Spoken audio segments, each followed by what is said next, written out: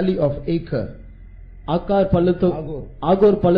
பள்ளத்தாக்கை குறித்து நாம் சில காரியங்களை படிப்போம். If you turn to Joshua chapter 7, யோசுவா 7ஆம் அதிகாரம். We all know the story of Achan. ஆகானின் கதையை பற்றி நாம் அனைவரும் அறிவோம். We know how he stole and was found out. அவன் எப்படி திருடி அதன் பின்பு கண்டுபிடிக்கப்பட்டான் என்று நமக்கு தெரியும். We know how he was stoned to death to save the people from further defeat.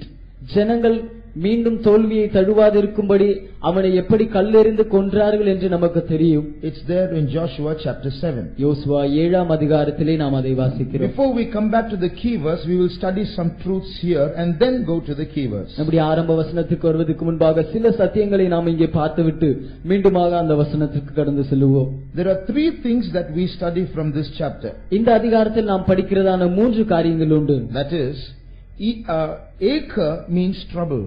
ஆகோர் என்றால் பிரச்சனை, தொந்தரவு. The valley of Achor is the valley of trouble. ஆகோர் பள்ளத்தாக்கு பிரச்சனைகள் நிறைந்ததான ஒரு பள்ளத்தாக்கு. When Achan was stoned to death, they said, "You have troubled us today, so the Lord shall trouble thee this day." ஆகான் கல்லெறிந்து கொல்லப்பட்ட போது, நீ இன்று நீர் எங்களை கலங்க பண்ணினபடியால் கர்த்தர் உன்னை கலங்க பண்ணுவார் என்று சொல்கிறார்கள். Therefore the name of the place was called the valley of Achor. அதனாலே அந்த பள்ளத்தாக்கு ஆகோர் பள்ளத்தாக்கு என்று அழைக்கப்பட்டது. So that valley of Achor is the valley of trouble. அந்த ஆகோர் பள்ளத்தாக்கு பிரச்சனைகள் நிறைந்த ஒரு பள்ளத்தாக்கா இருந்தது. Now there are three things that we learn from this chapter. இந்த அதிகாரத்திலிருந்து நாம் 3 காரியங்களை கற்றுக்கொள்கிறோம். Each time any one of us commits a sin, 3 people are troubled, put to trouble. நம்மில் யாராவது ஒருவர் பாவம் செய்யும் பொழுதெல்லாம் 3 பேர் அவர்கள் பிரச்சனைக்குள்ளாகிறார்கள். Whenever any individual commits a sin, 3 people are affected by it. நீங்களோ நானோ எந்த தனிப்பட்ட நபரோ பாவம் செய்யும் பொழுதெல்லாம் 3 நபர் அதன் மூலமாக பிரச்சனைக்குள்ளாக்கப்படுகிறார்கள். Achan committed a sin. ஆகான் ஒரு பாவம் செய்தான். 3 people were affected by it. 3 பேர் அதனாலே பாதிக்கப்பட்டார்கள். Even so, when you or I commit a sin, 3 people are affected by it. அதே போன்று நீங்களோ நானோ பாவம் செய்தால் அதன் மூலமாக 3 பேர் பிரச்சனைக்குள்ளாகிறார்கள். 1, the church is troubled. முதலாவது சபை பிரச்சனைக்குள்ளாகிறது. When one person in the church commits a sin, the whole church is troubled. சபையில் இருக்கிறதான ஒரு நபர் பாவம் செய்யும்போது முழு சபையும் குழப்பத்திற்குள்ளாகிறது. One Achan committed the sin. ஒரு ஆகான் பாவம் செய்தான். What did God say? தேவன் என்ன சொன்னார்? Read verse 11. 11ஆம் வசனம். இஸ்ரவேலர் பாவம் செய்தார்கள். Not Achan, Israel had sinned. ஆகான் என்று அவர் சொல்லவில்லை, இஸ்ரவேலர்கள் பாவம் செய்தார்கள் என்று சொல்கிறார். So he put all of Israel into trouble. முழு இஸ்ரவேலையும் அவன் கலகத்திற்குள்ளாக மாற்றினான். Read verse 25. 25ஆம் வசனத்தை வாசியுங்கள். அங்கே யோசுவா, நீ எங்களை கலங்க பண்ணினதென்ன? See, why hast thou troubled us? நீ எங்களை கலகம் பண்ணினது என்ன என்று கேட்கிறார். One Achan put the whole Israel into trouble. ஒரு ஆகான் முழு இஸ்ரவேலரையும் கலங்க பண்ணினான். Beloved, we are not a collection of individuals, we are a body. பிரியமானவர்களே, நாம் தனி நபர்களின் ஒரு கூட்டம் அல்ல, நாம் ஒரு சரீரம். We are all together one body. நாம் அனைவரும் சேர்ந்து ஒரு சரீரமாய் இருக்கிறோம். So when one person does something wrong, the entire church is affected. ஒரு நபர் ஏதாவது தவறு செய்வார் என்றால் முழு சபையும் அதனாலே பாதிக்கப்படுகிறது. When one person watches a television at home, keeps a television at home, the whole church is affected. ஒரு நபர் வீட்டிலே தொலைக்காட்சி பெட்டியை வைத்திருக்கும்போது அதை பார்ப்பார் என்றால் அதனாலே முழு சபையும் பாதிக்கப்படுகிறது. When one person rejects the truth of divine healing and goes for other sources of healing, the whole church is affected. ஒரு நபர் தெய்வீக சுகத்தின் சத்தியத்தை புறக்கணித்து விட்டு சுகத்திற்காக வேற உறைவிடங்களை நாடி செல்வார் என்றால் முழு சபையும் அதனாலே பாதிக்கப்படுகிறது. So we cannot say, mind your own business, I'll look after my business. உன்னுடைய வேலையை பார், என்னுடைய வேலையை நான் பார்த்துக் கொள்கிறேன் என்று நம்மால் சொல்ல முடியாது. We are not a collection of individuals, we are all together in one body. ஏனென்றால் தனி நபர்கள் சேர்ந்த ஒரு கூட்டம் அல்ல, நாம் ஒரு சரீரம் தான். I remember in one particular church when the television was just coming into India. ஒரு குறிப்பிட்ட சபையில் இந்தியாவிற்குள்ளாக தொலைக்காட்சி வர நேரிட்ட அந்த நாட்களிலே one believer went abroad and came back with a television set. ஒரு விசுவாசி வெளிநாட்டுக்கு சென்று அவர் திரும்ப வருகையில் ஒரு தொலைக்காட்சி பெட்டியை வாங்கி கொண்டு வந்தார். And the other believers came to know about it. மற்ற விசுவாசிகளுக்கு அதை பற்றி தெரிய வந்தது. They went to the pastor. அவர்கள் பாஸ்டரிடம் போனார்கள். And said, Pastor, unless that brother puts his TV set out of his house, we are not going to take communion. அவர்கள் சொன்னார்கள், பாஸ்டர், அந்த விசுவாசி அவருடைய வீட்டிலிருந்து தொலைக்காட்சி பெட்டியை வெளியே எடுக்காவிட்டால் நாங்கள் ராபோஜனம் எடுக்க போவதில்லை என்று சொன்னார்கள். Either he should not take or we should not take. ஒன்று அவர் ராபோஜனம் எடுக்க கூடாது, இல்லாவிட்டால் நாங்கள் எடுக்க கூடாது என்றார். So he was forced to give up that television set. அதனால் அவர் அந்த தொலைக்காட்சி பெட்டியை விட்டுவிடும்படியாக வற்புறுத்தப்பட்டார். See, we are all one body. One person's wrong affects everyone. நாம் அனைவரும் ஒரே சரீரமாய் இருக்கிறோம். ஒரு நபருடைய தவறு அனைவரையும் பாதிக்கக்கூடியதாய் இருக்கிறது. There is a saying in English, the strength of the wolf is the pack, the strength of the pack is the wolf. That is, one wolf's presence strengthens the whole group of wolves, and the whole group strengthens one wolf. ஒரு நரியினுடைய சமூகம் மற்ற எல்லா நரியையும் பலப்படுத்தக்கூடியதா இருக்கிறது. முழு கூட்டத்தையும் பலப்படுத்தக்கூடியதா இருக்கிறது. அந்த முழு கூட்டமும் பலப்படுகிறதன் காரணம் அந்த ஒரு நரியினுடைய சமூகமா இருக்கிறது. So one person strengthens the whole church or weakens the whole church. ஒரு நபர் முழு சபையும் பலப்படுத்தக்கூடியவனாய் இருக்கிறான், ஒரு நபர் முழு சபையும் பலவீனப்படுத்தக்கூடியவனாகவும் இருக்கிறான். So we are not one inconspicuous individual in a mass of 1,000. ஆயிரக்கணக்கான பேரிலே நாம் அறியப்படக்கூடாத இடத்தில் இருக்கிற ஒரு காணப்படாத கூட இடத்தில் இருக்கிற ஒரு தனிப்பட்ட நபர் அல்ல.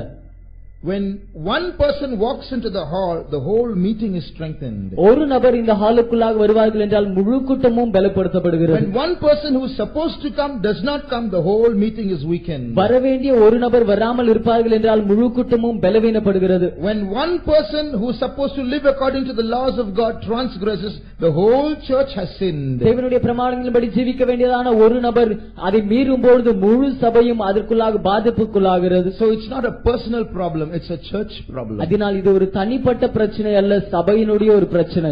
Have we ever realized that? எப்பொழுதாவது நாம் அதை உணர்ந்திருக்கிறோமா? Have we ever realized that when one person commits a sin, we are affecting everyone in the church? ஒரு நபர் பாவம் செய்யும் பொழுது சபையில் இருக்கிறதான எல்லோரையும் பாதிப்புக்குள்ளாக மாற்றுகிறோம் என்பதை எப்பொழுதாவது உணர்ந்திருக்கிறோமா? We should realize and keep it in mind always. நாம் அதை உணர்ந்து எப்பொழுதும் மனதில் வைத்துக் கொள்ள வேண்டும். Sins are not personal. Sins affect the whole church. பாவங்கள் தனிப்பட்ட நம்முடைய வாழ்க்கை சம்பந்தப்பட்டது அல்ல, அது முழு சபையும் பாதிக்கக்கூடிய ஒன்றாயிருக்கிறது. It's very dangerous. It opens a loophole for the devil to enter into the whole church. அது அதிக அபாயத்துக்குரிய ஒன்றாயிருக்கிறது. முழு சபையிலும் பிசாசு நுழையும்படியாக அது வழிகளை வாசல்களை உண்டு பண்ணுகிறது. That's why we have to be very careful, very diligent in understanding the laws of God. அதனால் தான் தேவனுடைய கற்பனைகளை நாம் அறிந்து கொள்வதில் அதிக கவனம் உள்ளவர்களாக அதிக பிரயாசப்படுவர்களாக இருக்க வேண்டும். This is a time of backsliding. இது பின்மாற்றத்தினுடைய ஒரு காலகட்டமாக இருக்கிறது. Almost every house you will see TV sets. அநேகமாக எல்லா வீடுகளிலும் தொலைக்காட்சி பெட்டியை பார்ப்பீர்கள். Almost everyone forsakes God and goes for other sources of healing when they fall sick. அநேகரும் அவர்கள் வியாதிப்படும் பொழுது தேவனை விட்டுவிட்டு அவர்கள் சுகம் பெற வேறு வழிகளை தேடி செல்கிறார்கள். The whole church is affected by that. முழு சபையும் அதன் மூலமாக பாதிக்கப்படுகிறது. It's so easy. It's become such a normal thing that we can do it and come and testify about it. நாம் அதை செய்துவிட்டு அதை பற்றி வந்து சாட்சி சொல்வது அது மிகவும் ஒரு பொதுவான பழக்கமான காரியமாக எளிதான காரியமாக மாறிவிட்டது. God should help us to stand for the truth. சத்தியத்திற்காக நிற்க தேவன் நமக்கு உதவி செய்ய வேண்டும். We by our wrong deeds are weakening the church. நாம் நம்முடைய தவறான செயல்களின் மூலமாக சபையை பலவீனப்படுத்துகிறோம். Secondly, இரண்டாவதாக, so by one person's sin the church is affected. அதனால் ஒரு மனுஷனுடைய பாவத்தின் மூலமாக சபையே பாதிப்புக்குள்ளாகிறது. The second person who is affected is Jesus. பாதிப்புக்குள்ளாகிறதான இரண்டாவது நபர் இயேசு. If you read the same chapter, Joshua chapter 7 verse 20, யோசுவா 7ஆம் அதிகாரம் 20ஆம் வசனம். அப்பொழுது ஆகான் யோசுவாவுக்கு பிரதியுத்தரமாக, மெய்யாகவே நான் இஸ்ரவேலின் தேவனாகிய கர்த்தருக்கு விரோதமாக பாவம் செய்தேன், இன்னென்ன பிரகாரமாக செய்தேன். See, he says, I have sinned against the Lord God of Israel. இஸ்ரவேல் தேவனாகிய கர்த்தருக்கு விரோதமாக நான் பாவம் செய்தேன் என்று சொல்கிறார். So when you or I sin, each time you or I sin, we are sinning against Jesus. நீங்களும் நானும் பாவம் செய்யும் பொழுதெல்லாம் இயேசுவுக்கு விரோதமாக நாம் பாவம் செய்கிறோம். We are putting Jesus into trouble. இயேசுவை நாம் கலக்கத்திற்குள்ளாக மாற்றுகிறோம். Because that becomes a cause for the kingdom of Satan to taunt and mock at Jesus. ஏனென்றால் சாத்தானின் ராஜ்யம் இயேசுவை பரிகசிப்பதற்கு அது ஒரு காரணமாக மாறிவிடுகிறது. They will look at Jesus and say, see your child, see what he is doing. அவர்கள் இயேசுவை பார்த்து சொல்வார்கள், உன் பிள்ளையை பார், அவன் செய்வதை பார் என்று சொல்லுவார்கள். You love him so much. நீர் அவனை அவ்வளவாக நேசிக்கிறீரே. You speak so much about him that he is faithful and that he is your child. அவன் உண்மையுள்ளவன், உம்முடைய பிள்ளை என்று அவனை பற்றி நீர் அதிகம் சொல்கிறீரே. See what he is doing. அவன் செய்வதை பாரும். Jesus can't say anything after that. அதன் பின்பு இயேசுவினால் ஒன்றும் சொல்ல முடியாது.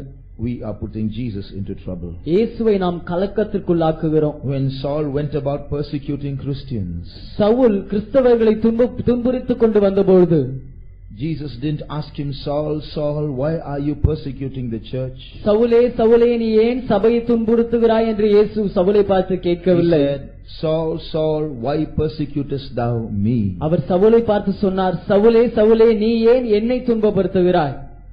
He was persecuting Jesus. அவன் இயேசுவை துன்பப்படுத்திக் கொண்டிருந்தான். Not only that, அது மட்டுமல்ல, when we turn to Matthew chapter 25, மத்தேயு 25ஆம் அதிகாரம்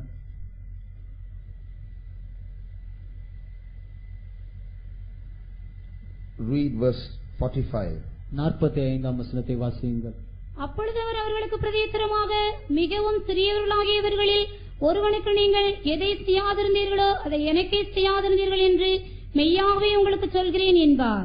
Then shall he answer them, saying, Verily I say unto you, inasmuch as he did it not to one of the least of these, he did it not to me. Inasmuch as he did it not to one of the least of these, he did it not unto me. அப்போது அவர் அவர்களுக்கு பிரதியுத்தரமாக, மிகவும் சிறியவர்களாக இவர்களுக்கு ஒருவர்களுக்கு நீங்கள் எதை செய்யாதிருந்தீர்களோ அதை எனக்கு செய்யாதிருந்தீர்கள் என்று சொல்கிறார். So whatever we do or don't do in the church to one particular person, it all affects Jesus. சபையில் ஒரு குறிப்பிட்ட நபருக்கு நாம் எதை செய்கிறோமோ செய்யாமல் இருக்கிறோமோ அதையெல்லாம் இயேசுவை தான் பாதிப்புக்குள்ளாக்குறது. If I look at one member of the church and say, I hate him, I hate Jesus. சபையின் ஒரு நபரை பார்த்து நான் உன்னை வெறுக்கிறேன் என்று சொன்னால் நான் இயேசுவை வெறுக்கிறேன். That's the truth. அதுதான் உண்மை. You may love 299 people of the 300 members in the church. சபையில் இருக்கிற 300 பேரில் 299 பேரை நீங்கள் நேசிக்கலாம். But that 300th person is the worst person in the church, a troublemaker, always fighting with everyone. ஆனால் அந்த 300வது நபர் சபையில் எப்போதும் எல்லோரோடும் சண்டையிடுகிறவர், மோசமான நபர், பிரச்சனைகளை உண்டு பண்ணுகிற நபராய் இருக்கலாம். Jesus' command is to love that person also. இயேசுவின் கட்டளை என்னவென்றால் நாம் அந்த நபரையும் நேசிக்க வேண்டும் என்பதுதான். How much we hate that person, so much we hate Jesus. அந்த குறிப்பிட்ட நபரை நாம் எவ்வளவாக வெறுக்கிறோமோ அவ்வளவாக நாம் இயேசுவை வெறுக்கிறோம். How much we love our worst enemy, so much we love Jesus. நம்முடைய மோசமான சத்துருவை எவ்வளவாக நாம் வெறுக்கிறோமோ அவ்வளவாக இயேசுவை வெறுக்கிறோம். That's the truth. அதுதான் சத்தியம். Read that verse 45 again. 45ஆம் அந்த வசனத்தை மீண்டுமாக வாசியுங்கள். அப்பொழுது அவர் அவர்களுக்கு பிரதியுத்தரமாக, மிகவும் சிறியவர்களாகிய இவர்களில் ஒருவனுக்கு நீங்கள் எதை செய்யாதிருந்தீர்களோ அதை எனக்கே செய்யாதிருந்தீர்கள் என்று மெய்யாகவே உங்களுக்கு சொல்கிறேன் என்பார். Jesus did not just say, whatever you do to one of my brethren. He said, whatever you do to one of the least of my brethren. என்னுடைய சகோதரர்களுக்கு ஒருவருக்கு நீங்கள் எதை செய்கிறீர்களோ எதை செய்யாமல் இருக்கிறீர்களோ என்று இயேசு சொல்லாமல், என்னுடைய சகோதரர்களாகி இவர்களில் மிகவும் சிறியவர்களாய் இருக்கிற இவர்களுக்கு நீங்கள் எதை செய்கிறீர்களோ செய்யாமல் இருக்கிறீர்களோ என்று சொல்கிறார். What does Jesus mean by least? சிறியவர்களாகிய அவர்கள், கடைசியான அவர்கள் என்று சொல்வதன் மூலமாக இயேசு அங்கே என்ன சொல்கிறார்? Not just shortest in height. உயரத்திலே குறியவர்கள் அல்ல, சிறியவர்கள் அல்ல. Not small in age. வயதில் சிறியவர்கள் அல்ல. Not new believers, small in experience. புதிய விசுவாசிகள் அனுபவம் இல்லாதவர்கள் என்று அல்ல. But they are small spiritually. ஆனால் ஆவிக்குரிய விதத்திலே அவர்கள் சிறியவர்கள். No growth in their spiritual life. அவர்களுடைய ஆவிக்குரிய ஜீவிதத்தில் வளர்ச்சி இல்லை. They are not growing at all, no improvement at all. அவர்கள் வளராமலே இருக்கிறார்கள், எந்தவிதமான முன்னேற்றமும் இல்லை. They are always hurting everyone with their words. எப்போதும் அவர்களுடைய வார்த்தைகளினால் அநேகரை மற்றவர்களை பாதிப்புக்குள்ளாக்குகிறார்கள். Don't know how to speak, don't know how to act. எப்படி பேசுவது, எப்படி செயல்படுவது என்று அவர்களுக்கு தெரியவில்லை. They are the least brethren. அவர்கள் தான் சகோதரர்களில் சிறியவர்கள். But how much we love that least brother, so much we love Jesus. ஆனால் அந்த சிறியவர்களாகிய சகோதரர்களை எவ்வளவாக நாம் நேசிக்கிறோமோ அவ்வளவாக தான் இயேசுவையும் நாம் நேசிக்கிறோம். Whatever you do to the least brother, you are doing it to me, Jesus said. என்னுடைய சகோதரர்களில் சிறியவர்களாகிய இவர்களுக்கு நீங்கள் எதை செய்கிறீர்களோ அதை எனக்கே செய்கிறீர்கள் என்று இயேசு சொல்கிறார். Then imagine how many times we have hurt Jesus every day. அப்படி என்றால் ஒவ்வொரு நாளும் இயேசுவை நாம் எவ்வளவு பாதிப்புக்குள்ளாக மாற்றியிருக்கிறோம் என்று யோசித்து பாருங்கள். How many times you have criticized, how many times you have judged and condemned those least brethren. எத்தனை முறை அந்த சிறியவர்களாகிய சகோதரர்களை நாம் குற்றப்படுத்தி இருக்கிறோம், அவர்களை நாம் நியாயம் தீர்த்திருக்கிறோம் என்று யோசித்து பாருங்கள். Then we have judged and condemned Jesus. அப்படி என்றால் நாம் உண்மையில் இயேசுவை தான் குற்றப்படுத்தி இருக்கிறோம், இயேசுவை தான் நாம் நியாய தீர்த்திருக்கிறோம். Although that least brother might be a least brother, அந்த சிறிய சகோதரன் சிறிய சகோதரனாக இருந்தாலும், spiritually not growing, ஆவிக்குரிய விதத்தில் வளராமல் இருந்தாலும், spiritually zero, ஆவிக்குரிய விதத்தில் பூஜ்யம் என்ற கட்டத்தில் இருந்தாலும், but still God has brought him into the church. அப்படி இருந்தாலும் தேவன் அவரை சபைக்குள்ளாக கொண்டு வந்திருக்கிறார். There must be some reason. அதற்கு ஏதோ ஒரு காரணம் இருக்க வேண்டும். God has honored him and brought him to the church. தேவன் அவரை கனப்படுத்தி சபைக்குள்ளாக கொண்டு வந்திருக்கிறார். God has made him part of his body. தேவன் அவரை சபையின் ஒரு பகுதியாக மாற்றி இருக்கிறார், அவருடைய சரீரத்தின் ஒரு பகுதியாக மாற்றி இருக்கிறார். So we must love him. அதனால் நாம் அவரை நேசிக்கதான் வேண்டும். We hate so easily. நாம் அதிக சீக்கிரத்திலே வெறுத்து விடுகிறோம். We have so much of bitterness in our heart. நம்முடைய இருதயத்தில் அதிக கசப்பு இருக்கிறது. We don't realize that all that affects Jesus. அவை அனைத்தும் இயேசுவை தான் பாதிப்புக்குள்ளாக மாற்றுகிறது என்பதை நாம் உணராமல் இருக்கிறோம். We can love 299, that's not enough. நாம் 299 பேரை நேசிக்கலாம், அது போதாது. If I love 299 and hate one, I still hate Jesus. 299 பேரை சபையில் நேசித்து விட்டு ஒரு நபரை நேசிக்காமல் இருப்பேன் என்றால், அப்படி இருந்தால் நான் இயேசுவை இன்னும் வெறுக்கிறவனாக தான் இருக்கிறேன். Have we forgiven everyone? நாம் எல்லோரையும் மன்னித்து விட்டோமா? Can we say I love everybody in the church? சபையில் இருக்கிற அனைவரையும் நான் நேசிக்கிறேன் என்று நம்மால் சொல்ல முடியுமா? Sometimes it's difficult. சில நேரங்களில் அது கஷ்டமாக இருக்கிறது. We might have 100 logical, reasonable reasons to hate one particular person. ஒரு குறிப்பிட்ட நபரை நாம் வெறுப்பதற்கு 100 உண்மையான மெய்யான காரணங்கள், நல்ல காரணங்களுடைய காரணங்கள் இருக்கலாம். But in heaven those 100 reasons will not be accepted. ஆனால் பரலோகத்தில் அந்த 100 காரணங்களும் ஏற்றுக்கொள்ளப்படாது. In heaven there's only one command, no excuses, forgive. பரலோகத்தில் ஒரே கட்டளைதான், சாக்கு போக்குகள் சொல்லக்கூடாது, மன்னித்து விடு. There's only one command, love. ஒரே ஒரு கட்டளைதான், அன்பு கூறு. That doesn't mean that the least brother can do anything he likes and servants of God should forgive him. சிறியதாய் இருக்கிறதான அந்த சகோதரன் எதையும் செய்துவிட்டு அதன் மூலமாக தெய்வ ஊழியன் அவனுக்கு மன்னிக்க வேண்டும் என்று அது அர்த்தமாகாது. Even if servants of God punish such people, that punishment is out of love, not out of hatred. தெய்வ ஊழியர்கள் அவர்களை தண்டிப்பார்கள் என்றால் அது கசப்பினால் வெறுப்பினால் உண்டாகிறதான தண்டனை அல்ல, அன்பு நிமித்தமாக தான் அப்படி செய்கிறார்கள். It's only for the growth of that brother. அந்த சகோதரனுடைய வளர்ச்சிக்காக தான் அப்படி செய்கிறார்கள். But do we love everyone? ஆனால் நாம் அனைவரையும் நேசிக்கிறோமா? Remember, whatever we do against any believer, any individual, we are doing against Jesus. எந்த விசுவாசிக்கு விரோதமாக, எந்த தனிப்பட்ட நபருக்கு விரோதமாக நாம் எதை செய்தாலும் நாம் இயேசுவுக்கு விரோதமாக அதை செய்கிறோம் என்று நினைவில் கொள்ளுவோம். Thirdly, மூன்றாவதாக, so we have seen two people who are affected. One is the church, second is Jesus. பாதிப்புக்குள்ளாக்கப்படுகிற 2 பேரை நாம் பார்த்தோம். சபை பாதிப்புக்குள்ளாக மாற்றப்படுகிறது, இயேசு பாதிப்புக்குள்ளாக மாற்றப்படுகிறார். Thirdly, மூன்றாவதாக, the individual who sins is himself put into trouble. பாவம் செய்கிறதான அந்த நபர்தானே கலக்கத்துக்குள்ளாக்கப்படுகிறார். Read Joshua chapter 8. Joshua 8 chapter 7 verse 24 and 25. யோசுவா 7 அதிகாரம் 24 25 வசனங்கள். அப்பொழுது யோசுவாவும் இஸ்ரவேலரோடும் கூட சேராவின் புத்திரனாகிய ஆகானையும் அந்த வெள்ளியையும் சால்வையும் பொன்பாலத்தையும் அவன் குமாரரையும் குமாரத்திகளையும் அவன் மாடுகளையும் கழுதைகளையும் ஆடுகளையும் அவன் கூடாரத்தையும் அவனுக்குள்ள யாவையும் எடுத்து ஆகோர் பள்ளத்தாக்கு கொண்டு போனார்கள். அங்கே யோசுவா, நீ எங்களை கலங்க பண்ணினதென்ன? இன்று கர்த்தர் உன்னை கலங்க பண்ணுவார் என்றான். See, because he committed the sin, he put himself in trouble. அவன் பாவம் செய்தபடியால் அவனே தன்னை கலக்கத்திற்குள்ளாக்கி கொண்டான். So when you or I sin, we are putting the church into trouble, we are putting Jesus into trouble, we are putting ourselves into trouble. நீங்களோ நானோ பாவம் செய்யும்போது நாம் சபையை கலக்கத்துக்குள்ளாக மாற்றுகிறோம், இயேசுவை கலக்கத்துக்குள்ளாக மாற்றுகிறோம், நம்மை நாமே கலக்கத்திற்குள்ளாக்கிக் கொள்கிறோம். The Lord shall trouble thee this day, Joshua told Achan. யோசுவா ஆகானை பார்த்து சொன்னான், கர்த்தர் இந்த நாளிலே உன்னை கலங்க பண்ணுவாராக. So any sin that we commit, நாம் செய்கிறதான எந்த பாவத்திலும் is going to put us into trouble. அது நம்மை பிரச்சனைக்குள்ளாக மாற்ற போகிறது. It will bring us unwanted trouble. அது தேவையற்ற பிரச்சனை, கலக்கத்தை நமக்கு கொண்டு வரும். Unwanted judgment. தேவையற்ற நியாய தீர்ப்பை நமக்கு கொண்டு வரும். So let's be careful about committing sin. அதனால் பாவம் செய்வதை பற்றி நாம் அதிக கவனமாக இருப்போமாக. There is a principle in the word of God. தேவனுடைய வார்த்தையில் இப்படி ஒரு கோட்பாடு உண்டு. Don't hurt others, we won't be hurt.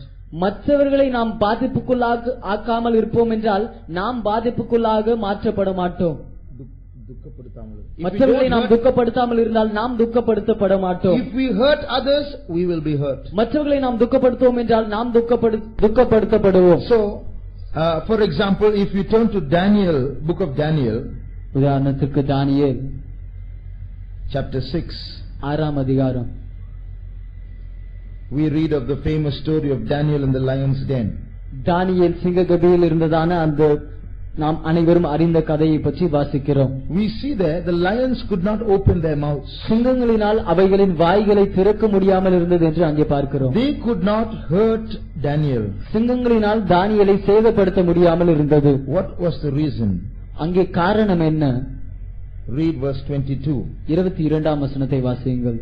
சிங்கங்கள் என்னை சேதப்படுத்தாதபடிக்கு தேவன் தம்முடைய தூதனை அனுப்பி அவைகளின் வாயை கட்டி போட்டார். அது ஏனென்றால் அவருக்கு முன்பாக நான் குற்றமற்றவனாய் காணப்பட்டேன், ராஜாவாகிய உமக்கு முன்பாகவும் நான் நீதிகேடு செய்ததில்லை என்றான். My God has sent his angel and has shut the lion's mouth, that they have not hurt me. For as much as before him innocency was found in me, and also before thee, O king, have I done no hurt. In Tamil it's Nidiked. In English, O king, before thee I have done no hurt. I have not hurt anyone. ராஜாவே, உமக்கு முன்பாக நான் யாரையும் துக்கப்படுத்தவில்லை என்று அவன் சொல்கிறான். I have not harmed anyone. யாரையும் நான் சேதப்படுத்தவில்லை என்று சொல்கிறான். What's the result? அதன் விளைவு என்ன? Verse 23. 23 வசனம். அப்பொழுது ராஜா தன்னில் மிகவும் சந்தோஷப்பட்டு தானியேலை கெபியிலிருந்து தூக்கிவிடச் சொன்னான். அப்படியே தானியேல் கெபியிலிருந்து தூக்கிவிடப்பட்டான். அவன் தன் தேவன் பேரில் விசுவாசித்திருந்தபடியால் அவனில் ஒரு சேதமும் காணப்படவில்லை. ஒரு சேதமும் காணப்படவில்லை. No manner of hurt was found in him. அவனில் ஒருவிதமான சேதமும் காணப்படவில்லை. Why? ஏன்? Because he did not hurt anyone. ஏனென்றால் அவன் ஒருவரையும் சேதப்படுத்தவில்லை. So if we don't hurt others, we won't be hurt. நாம் மற்றவர்களை சேதப்படுத்தாமல் இருப்போம் என்றால் நாம் சேதப்படுத்தப்பட மாட்டோம். On the other hand, மறுபக்கத்தில் if we hurt others, we will be hurt. மற்றவர்களை நாம் சேதப்படுத்தினால் நாம் சேதத்துக்குள்ளாக்கப்படுவோம். Verse 24. 24 வசனம். தானியேலின் மேல் குற்றம் சாட்டின மனுஷரையோ என்றால் ராஜா கொண்டு வரச் சொன்னான். அவர்களையும் அவர்கள் குமாரரையும் அவர்கள் மனைவிகளையும் சிங்கங்களின் கெபியிலே போட்டார்கள். அவர்கள் கெபியின் அடியிலே சேரும் முன்னே சிங்கங்கள் அவர்கள் மேல் பாய்ந்து அவர்கள் எலும்புகளை எல்லாம் நொறுக்கி போட்டது. And the king commanded, and they brought those men which had accused Daniel, and they cast them into the den of lions, them, their children, and their wives, and the lions had the mastery of them, and break all their bones in pieces, or ever they came at the bottom of the den. You see, here we see two parties. இங்கே இரண்டு கூட்டங்களை பார்க்கிறோம். One is Daniel. ஒன்று தானியேல். He is alone. அவன் தனியே இருக்கிறான். Then a group of people jealous against him in office. மறுபக்கத்திலே அவனுடைய அலுவலகத்திலே அவன் மீது பொறாமை கொள்கிறதான ஒரு கூட்டம். So they are all planning to hurt Daniel. இவர்கள் அனைவரும் தானியேலை எப்படியாவது சேதப்படுத்த வேண்டும் என்று திட்டமிடுகிறார்கள். They got hurt. அவர்கள் சேதப்பட்டு போனார்கள். But on the other hand, ஆனால் மறுபக்கத்திலே Daniel was above all these people, his enemies. தானியேல் இவனுடைய எல்லா சத்துருக்களுக்கும் மேலான பதவியில் இருக்கிற ஒருவர். All he has to do for safety is to go and tell Darius, his king, he was his best friend, "O king, these people are planning to hurt me." அவனுடைய பாதுகாப்புக்காக அவன் செய்ய வேண்டியது எல்லாம் அவனுடைய சிறந்த நண்பனாகிய தரிவு ராஜாவிடம் சென்று, இந்த ஜனங்கள் எல்லாம் எனக்கு விரோதமாக சேதம் பண்ணும்படியாக இவர்கள் திட்டமிடுகிறார்கள் என்று சொல்ல வேண்டியது அவ்வளவுதான். But he did not resort to such carnal means. ஆனால் அவனோ அப்படிப்பட்டதான மாம்சீகமான உதவிகளை தேடி அவன் செல்லவில்லை. He opened the windows that looked towards Jerusalem. அவன் எருசலேமுக்கு நேராக திறந்திருக்கிறதான அவனுடைய பலகணிகளை திறந்தான். And prayed towards Jerusalem to his God. அவன் எருசலேமை நோக்கி தேவனை நோக்கி ஜெபித்தான். When the princes are planning, பிரபுக்கள் எல்லாம் திட்டமிட்டுக் கொண்டிருந்த போது, the other presidents are planning, அங்கே இருந்ததான சேனாதிபதிகள் எல்லாம் திட்டமிட்டுக் கொண்டிருந்த போது, you don't see Daniel speaking at all. தானியேல் பேசுவதாக நாம் அங்கே பார்க்கிறதே இல்லை. The first time we see Daniel speaking is in the lion's den. "O king, live forever." தானியேல் முதல் முறையாக பேசுகிறதாக நாம் பார்க்கிறது சிங்க கபியிலே, "ராஜாவே நீர் என்றும் வாழ்க" என்று சொல்கிறான். Otherwise he is only speaking to God. மற்ற விதத்தில் அவன் பேசுகிறான் என்று பார்த்தால் அவன் தேவனிடத்தில் தான் பேசுகிறான். When someone tries to hurt us, நம்மை சேதப்படுத்தும்படியாக யாராவது முயலும் பொழுது, if we get hurt, நாம் சேதப்பட்டு போவோம் என்றால், what is the meaning? அதன் அர்த்தம் என்ன? Somewhere we have hurt someone else. எங்கேயோ வேற யாரோ ஒருவரை நாம் சேதத்துக்குள்ளாக மாற்றியிருக்கிறோம். So no need to blame that person. You know how he spoke against me, you know what all he's done against me, you know what things he's told behind my back. அவன் என்னவெல்லாம் பேசினான் என்று தெரியுமா? எப்படியெல்லாம் என்னை சேதப்படுத்தினான் என்று தெரியுமா? எனக்கு தெரியாமல் அவன் என்னவெல்லாம் என்னை பற்றி பேசினான் என்று தெரியுமா? Spoken behind my back. என் முதுகுக்கு பின்பாக என்னவெல்லாம் பேசினான் என்று தெரியுமா? No use talking all those things. அவையெல்லாம் பேசுவதில் பயன் அல்ல. Why did God permit that? தேவன் ஏன் அதை அனுமதித்தார்? Somewhere we have hurt someone. எங்கேயோ வேற யாரோ ஒருவரை நாம் சேதப்படுத்தி இருக்கிறோம். Daniel did not hurt anyone. No one could hurt him. தானியேல் ஒருவரையும் சேதப்படுத்தவில்லை. அதனால் அவனை ஒருவரும் சேதப்படுத்த கூடாமல் போயிற்று. God shut even the lions' mouths. தேவன் சிங்கங்களின் வாய்களையும் அடைத்து போட்டார். That's how we should live. அப்படிதான் நாம் ஜீவிக்க வேண்டும். So if we hurt others, we are only hurting ourselves, because someone will rise up to hurt us. மற்றவர்களை நாம் சேதப்படுத்துவோம் என்றால் நம்மை நாமே தான் சேதப்படுத்திக் கொள்கிறோம். ஏனென்றால் நம்மை சேதப்படுத்தும்படியாக வேற யாரோ ஒருவர் எழும்புவார்கள். So if that someone rises up to hurt us, it only means somewhere before that we have hurt someone else. We have to settle that with that person and with God. நம்மை சேதப்படுத்தும்படியாக வேற யாரோ ஒருவர் எழும்புவார்கள் என்றால் அதன் அர்த்தம் என்னவென்றால் வேற ஏதோ ஒரு இடத்தில் வேற யாரையும் நாம் சேதப்படுத்தி இருக்கிறோம். நாம் தேவனை சேதப்படுத்தி இருக்கிறோம் என்பதை தான் விளங்கிக் கொள்கிறோம். So when one person commits a sin, ஒரு நபர் பாவம் செய்யும் பொழுது the whole church is affected. முழு சபையும் பாதிப்புக்குள்ளாக மாற்றப்படுகிறது. Jesus is affected. இயேசு பாதிப்புக்குள்ளாக மாற்றப்படுகிறார். The one who sins is affected. பாவம் செய்கிற அந்த நபரே பாதிப்புக்குள்ளாக்கப்படுகிறார். So to put an end to that trouble, அந்த குழப்பத்திற்கு கலக்கத்திற்கு ஒரு முடிவை உண்டு பண்ண, to put an end to the problem, அந்த பிரச்சனைக்கே ஒரு முடிவை உண்டு பண்ண, they had to kill the person who committed it. பாவம் செய்ததான அந்த நபரை அவர்கள் கொலை செய்ய வேண்டியதாயிற்று. That's how the sin was judged. அப்படிதான் அந்த பாவத்தை நியாயம் தீர்த்தார்கள். They had to throw stones on the person and get rid of the person to get rid of the sin. பாவத்தை அங்கிருந்து ஒழிக்கும்படியாக, அந்த நபரை ஒழிக்கும்படியாக அந்த நபரின் மீது கல்லெறிந்து அவனை கொல்ல வேண்டியதாய் இருந்தது. Even so, அதே போன்று when one person commits sin, ஒரு நபர் பாவம் செய்யும் பொழுது, when three groups of people are affected by it, மூன்று கூட்டம் ஜனங்கள் அதனாலே பாதிப்புக்குள்ளாக்கப்படும் பொழுது, we also have to throw stones. நாமும் கல்லெறிய வேண்டும். How? எப்படி? We have to judge that sin. அந்த பாவத்தை நாம் நியாயம் தீர்க்க வேண்டும். How? எப்படி? By prayer. ஜெபத்தின் மூலமாக. By prayer, a sanctification will take place in the church. ஜெபத்தின் மூலமாக சபைக்குள்ளாக ஒரு சுத்திகரிப்பு உண்டாகிறது. The whole church has to throw stones on the sinner. முழு சபையும் அந்த பாவியின் மீது கற்களை எறிய வேண்டும். In other words, how do we don't kill the sinner, we kill the sin and keep the sinner. That's the New Testament principle. பாவிகளை நாம் கொலை செய்வதில்லை, கல்லெறிந்து கொல்லுவதில்லை. பாவத்தை கொன்று பாவியை நாம் காக்கிறோம். அதுதான் புதிய ஏற்பாட்டு கோட்பாடு. We kill the sin and keep the sinner. பாவத்தை கொன்று பாவியை நாம் பாதுகாக்கிறோம். In the Old Testament, they killed the sinner as well. பழைய ஏற்பாட்டு காலத்தில் பாவியும் சேர்த்து கொலை செய்கிறார்கள். So how do we throw stones in the New Testament? புதிய ஏற்பாட்டு காலத்தில் நாம் எப்படி கற்களை எறிகிறோம்? Father, have mercy on them, change them. பிதாவே, அவர்கள் மீது இரக்கமாயிரும், அவர்களை மாற்றும். Forgive them, sanctify them. அவர்களை மன்னியும், அவர்களை சுத்திகரியும். Help them to realize their faults, O God. அவர்களுடைய குறைகளை அவர்கள் உணர உதவி செய்யும் ஆண்டவரே. Now, in the New Testament, one more person has to throw stones on the sinner. புதிய ஏற்பாட்டு காலத்திலே அந்த பாவியின் மீது கல்லெறிய வேண்டிய வேறொரு நபரும் உண்டு. In the Old Testament, the whole congregation threw stones on the sinner. பழைய ஏற்பாட்டு காலத்திலே முழு சபையாரும் சேர்ந்து அந்த பாவியின் மீது கல்லெறிந்தார்கள். In the New Testament, apart from the whole congregation, one more person has to throw. புதிய ஏற்பாட்டிலே அந்த பாவம் செய்த அந்த நபரை தவிர்த்து, முழு சபையை தவிர்த்து மற்ற ஒரு நபரும் அந்த பாவம் செய்தவன் மீது கல்லெறிய வேண்டும். Who is that? யார் அது? The one who commits sin should throw stones on himself. பாவம் செய்த அவனே தன் மீது கல்லெறிந்து கொள்ள வேண்டும். How? எப்படி? By confessing. அறிக்கை செய்வதன் மூலமாக. That's how the sin is judged. அப்படிதான் பாவம் நியாயம் தீர்க்கப்படுகிறது. When the church intercedes for the sinner and the sinner confesses, that sin is judged. சபை பாவிக்காக பரிந்து பேசும்போது, பாவியான அவன் அறிக்கை செய்யும்போது அந்த பாவம் நியாயம் தீர்க்கப்படுகிறது. We put an end to that trouble. அந்த கலக்கத்திற்கு நாம் ஒரு முடிவை உண்டு பண்ணுகிறோம். Then we put an end to the judgment that is supposed to come upon that sinner. அந்த பாவி மீது வர வேண்டியிருந்ததான நியாய தீர்ப்புக்கு நாம் ஒரு முடிவை உண்டு பண்ணுகிறோம். It's very sad sometimes during sanctification meetings there are not people standing up to confess their sins. ஆனால் சில நேரத்தில் சுத்திகரிப்பு கூட்டங்களின் போது தங்களுடைய பாவங்களை அறிக்கை செய்யும்படியாக ஜனங்கள் எழும்பாமல் இருப்பது அதிக துக்கமான ஒரு காரியம். In some corner we stand and we murmur just something and sit down to smother our conscience. நம்முடைய மனசாட்சிக்கு நம் மனசாட்சியை திருப்திப்படுத்தும்படியாக ஏதோ ஒரு மூலையில் எழும்பி நின்று ஏதோ சில வார்த்தைகளை முணுமுணுத்து விட்டு பின்பு உட்கார்ந்து விடுகிறோம். What are we saying? நாம் என்ன சொல்கிறோம்? Are we just saying something so that my conscience will say, you stood up, you said it, you sat down, good. என்னுடைய மனசாட்சி என்னை பார்த்து நீ எழுந்து நின்றாய், நீ சொன்னாய், உட்கார்ந்தாய், நல்லது என்று என்னை பார்த்து சொல்லும்படியாக நாம் அப்படி செய்கிறோமா? Or are we really throwing stones at ourselves? இல்லாவிட்டால் உண்மையில் நம் மீது நாம் கற்களை எறிகிறோமா?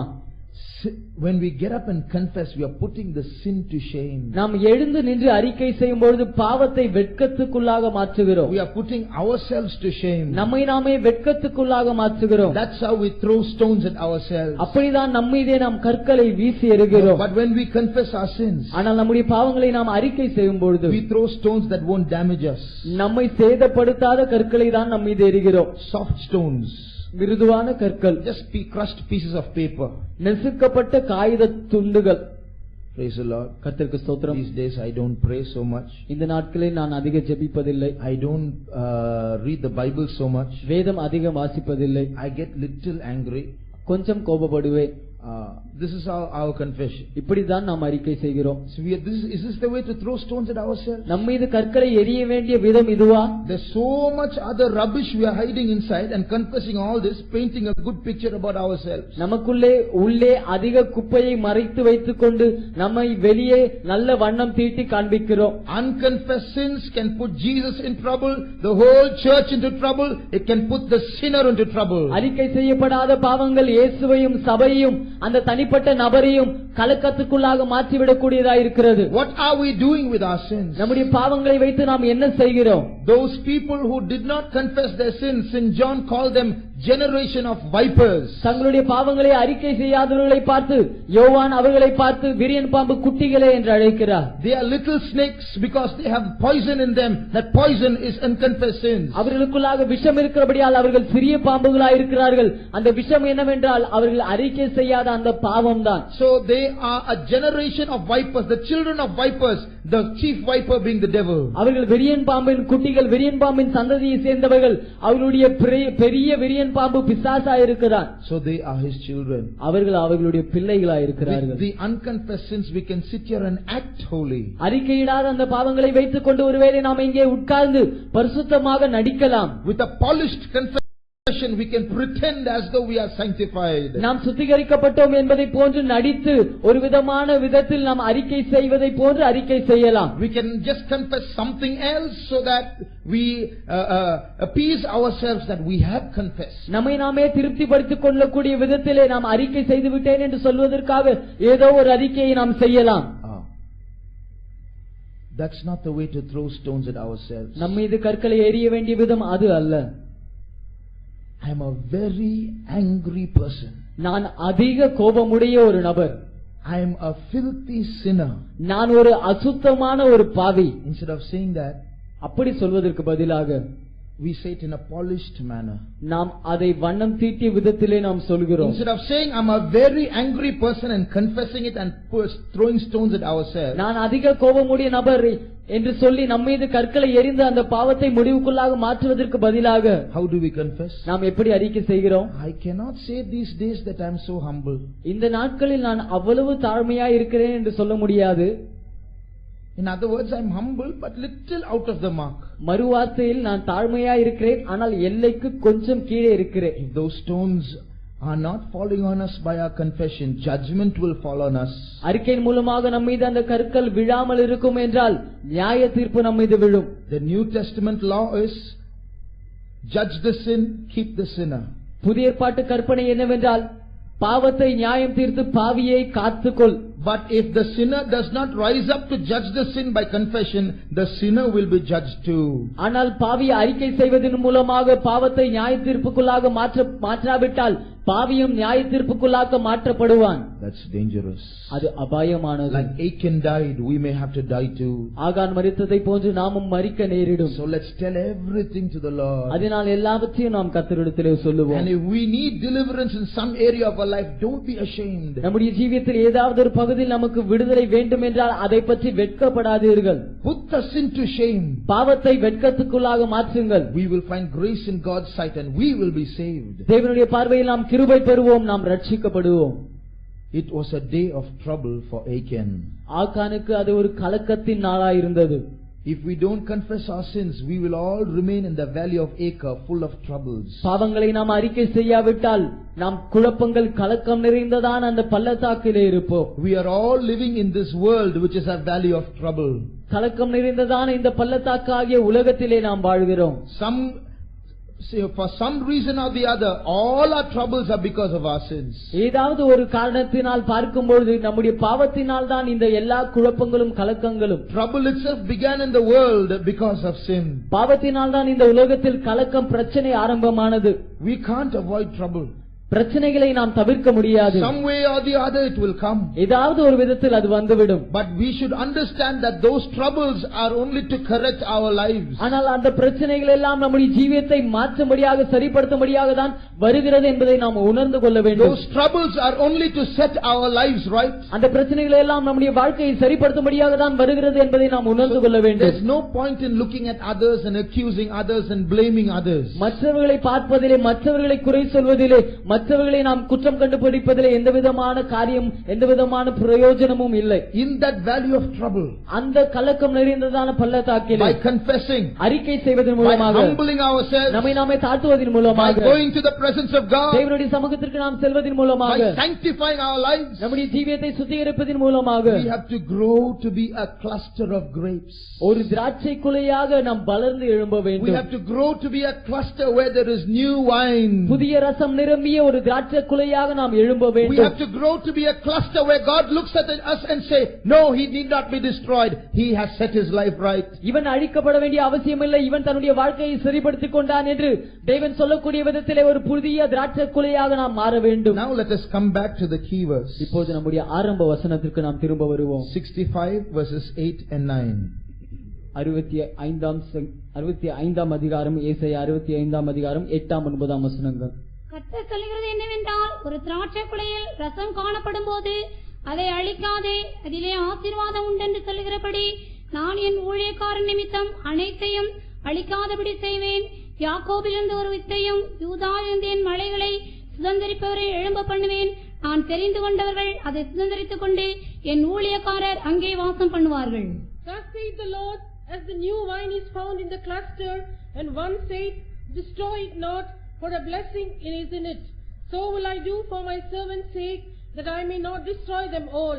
And I will bring forth a seed out of Jacob, and out of Judah an inheritance of my mountains, and mine elect shall inherit it, and my servant shall dwell there. Here we see God saying, I will bring a seed out of Jacob. யாக்கோபிலிருந்து நான் ஒரு வித்தை வெளியே கொண்டு வருவேன் என்று தேவன் சொல்கிறார்.